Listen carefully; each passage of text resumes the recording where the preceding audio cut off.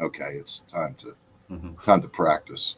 Was that a Massacre Judas thing, or was it just like, because I did lots of practice videos as well back in those days of me just working stuff out and sharing my journey, I guess. Was it Right. was it a song, or was it just me practicing? No, it was a practice thing, but I mean, it didn't sound like you were. It sounded like something that you were playing with a lot of confidence, and I mean, but again, it was a obviously there was a humility to you because you weren't sitting there staring at the camera going, "Hey, check this out," but you were. But it was this sequence, and I believe it was an extended range guitar. Oh yeah.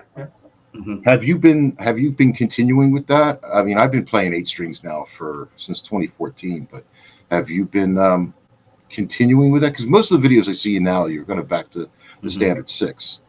Yeah, well, so a bit about my history as a player. I mean, I've been playing guitar since I was about maybe 6 years old. Okay. And the reason why I got into guitar was my parents' record collection had like Buddy Holly, Neil Young, Eddie Cochran, Chuck Berry, Martin Knopfler. That was my background, right? So that's kind of what I wanted to play, was kind of 1950s rock and roll and a bit of the psychedelic blues stuff. But I didn't really know what I was doing. And then I went to college and picked up, a few of my friends introduced me to Paul Gilbert and all the Shrapnel artists who blew my mind. And one of the guys I went to college with when I was 18, Adam Bell, the original guitarist in Massacre Judas, not a relation, just so happens, same surname. Mm-hmm.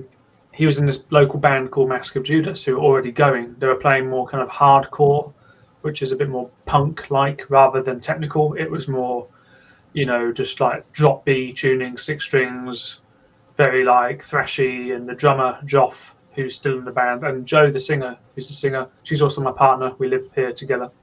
Okay. So I kind of joined into that band later on. So I've always been a 6-string. I've been releasing music on MySpace since I was 17.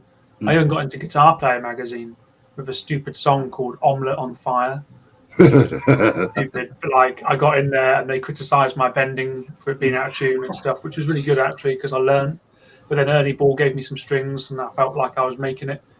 But yeah, I joined Massacre Judas, and then Adam eventually left, and I was left as the main sort of songwriter. And at the time, there was this kind of research. I mean, there was a band called Sixth in the UK who were technical metal, and I highly recommend anybody who listens to like bands like Periphery, Animals as Leaders, they need to check out Sixth, because Sixth is like the original technical metal. It's British. It's really raw and organic and really cool. Sixth. It's spelled Sikth. Have you guys heard of Sixth? I don't believe I have. I highly recommend it. You might like it, you might not like it, but they were the originators. So at the time, there was that sort of music coming about, and but then also Periphery was kind of coming about. So then, and the 8-string and stuff. So I bought an 8-string and I did a video called Gravity, which was like a demo of a song, which became an album track later on. And I did it. I do remember that. Yeah. It's me in the conservatory, and I'm playing along to the track, and that got loads of views, right? And it was when 8-string was popular, so it was becoming like a thing. Yep. People were talking about it a bit more. Production model 8-strings, which were available to most people for a fairly affordable price, I guess, high end.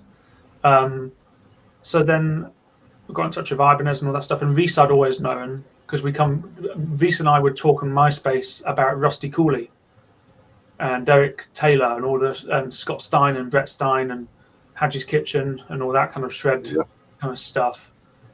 So we got together. Now Reese lives about 5 hours from me, up near Birmingham.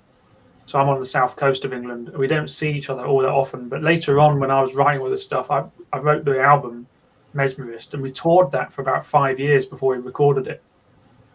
And Reese joined on board, and he submitted a couple of songs, and of course I gave him solo slots and stuff, and he harmonized things here and there. And we kind of wanted it to be like a modern progressive Racer X meets Periphery. That was the vibe, with obviously Jo singing and doing guttural stuff. She's been doing that for years before I even knew what any of this stuff was. And then we did the album, and then I'm a professional musician, so it's kind of, nobody else in the band does it professionally. They have other jobs. My partner is a dietitian. She's studying a master's at the moment. But we're very committed to music, but it's difficult sometimes to get things together. And of course, the six string pays the bills here, and I love it. I genuinely love playing all kinds of stuff.